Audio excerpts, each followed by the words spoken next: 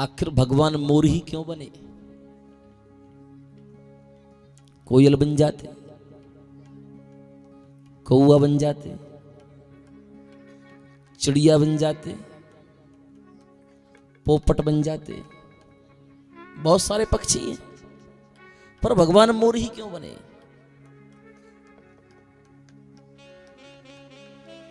क्योंकि जो मोर है वो काम जित है।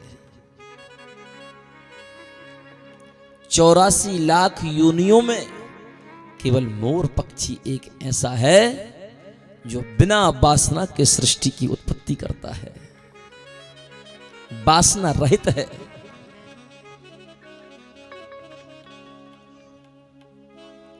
अब ये बात मैं उन लोगों से कहना चाहता हूं जो लोग बात बात पर एक ही प्रश्न उठाते हैं। बोले सनातन में तो ऐसी ऐसी कथाएं आती हैं, बोले कोई कहीं से भी पैदा हो जाता है। कई लोग हमारे सनातन के ऊपर टिप्पणी करते हैं, बोले कोई कान में से पैदा हो गया, कोई नाक में से पैदा हो गया, कोई मुंह में से पैदा हो गया, शिव जी ने जटा उखाड़ी जमीन पर पटकी वीरभद्र पैदा हो गया। लोग कहते हैं ये पाखंड है। ध्यान से सुनिएगा, लोग क्या कहते हैं? ये पाखंड है। बोले ऐसे कोई पैदा होता है क्या? संजय नगर में चलती हुई शिव महापुराण की कथा की इस व्यासपीठ से मैं कहना चाहता हूं, यदि आपको सनातन में यह पाखंड दिखाई देता है तो जब मोर नाचता है,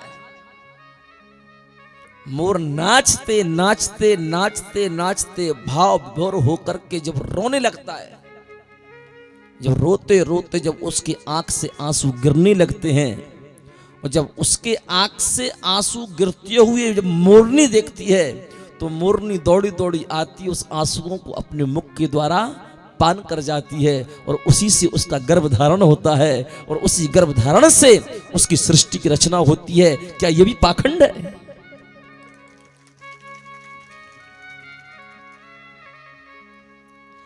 जब एक मोर के आंसू पीकर के मोरनी अपने प्रसव को जन्म दे सकती है, तो मेरे सनातन में किसी के कान में से, किसी के नाक में से, किसी के मुंह में से, किसी के केस से सृष्टि की उत्पत्ति क्यों नहीं हो सकती? पाखंड के जीवन में तो वो लोग जी रहे हैं जो मेरे सनातन धर्म के शास्त्रों को पाखंडवाद की उपाधि देते हैं।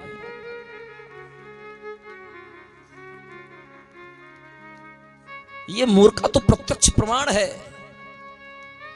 वैज्ञानिक भी कई बार इस विषय को सर्च कर चुका। तो जो मोर है काम जित है।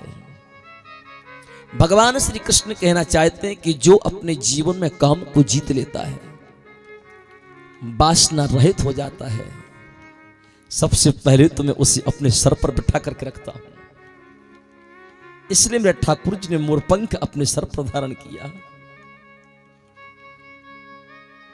लेकिन मेरी संतुष्टि उसको सर पर बिठा करके भी नहीं होती, इसलिए मैं स्वयं मोर बन जाता हूं और तन्मय होकर के उस मयूर नृत्य में मैं अपने जीवन को परिपूर्ण करता हूं।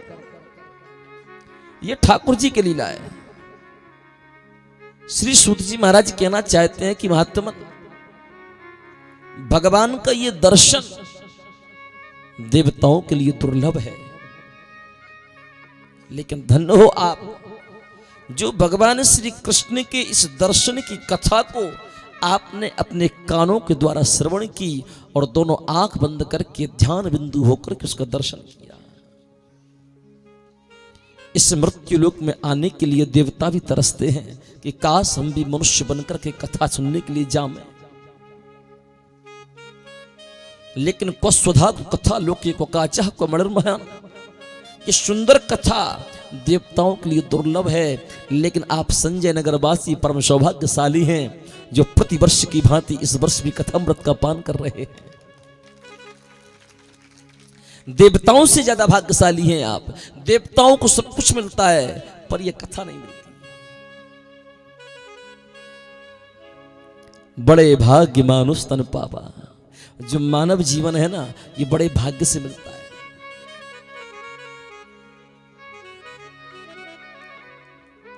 सबसे बड़ा हमारे जीवन का पुण्य प्रताप तो ये है कि हम मनुष्य बने।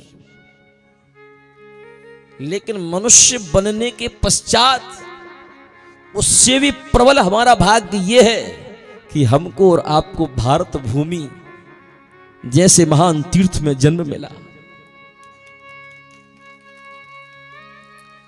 भारत भूमि में जन्म मिलने के पश्चात उसके बाद भी हमारा परम सौभाग्य ये है कि संजय नगर में बैठकर के कथा सुनने को मिली।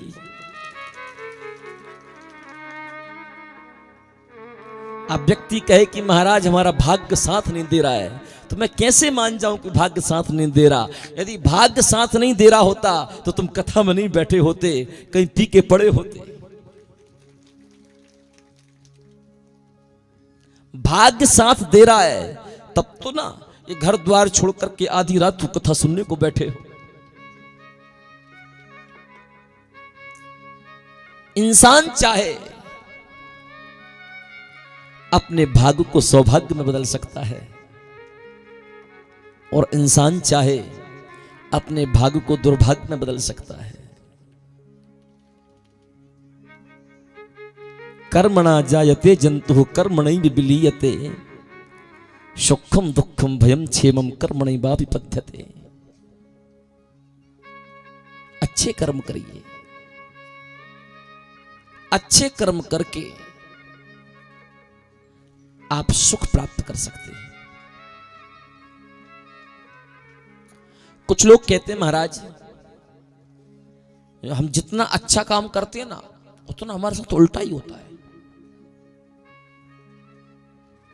और जो लोग जितना बुरा करते हैं ना उनके साथ उतना अच्छा ही होता है। कई लोग कहते हैं ये बात। अब इस विषय पे मैं आप एक प्रश्न